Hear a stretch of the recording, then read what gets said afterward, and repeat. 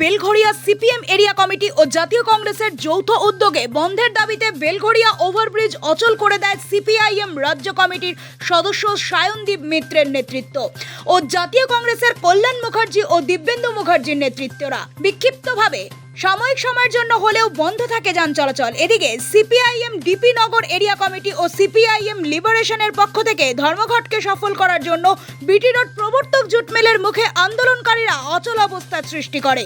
সাথে সাথেই ব্রতচার শুরু হয় গাড়ির চালকের সঙ্গে। অন্যদিকে বরানগরের সিপিআইএম এরিয়া কমিটির পক্ষ থেকে 10 দফার দাবিতে টবেন রোডের রাস্তা অবরোধ করে দেওয়া হয়। এছাড়াও বিভিন্ন ইস্যুতে পথ অবরোধে সামিল হন তারা। দাবি ছিল রাজ্য কেন্দ্র সরকার যেভাবে দুর্নীতির সঙ্গে যুক্ত এবং কসবা ল কলেজের নারীদের ওপর যে নির্যাতন ও শ্রমিকদের যেভাবে 12 ঘন্টার কাজ করিয়ে নেওয়া হচ্ছে তারই প্রতিবাদে আজকের এই ধর্মঘট। এবার সেই ধর্মঘট তোলার জন্য রাজ্য বরানগর থানার বিশাল পুলিশ বাহিনী উপস্থিত হয় ঘটনাস্থলে। আন্দোলনকারীদের সাথে গাড়ি চালক ও পথচারীদের বাকবিতণ্ডার সৃষ্টি হয়। আবার ভিন্ন চিত্র ফিরে আসে এই ধর্মঘটেরই মাঝে। এক আন্দোলনরত আন্দোলনকারীদের সমর্থন করেন পথচারীরা। Bureau report, Nobel Bangla.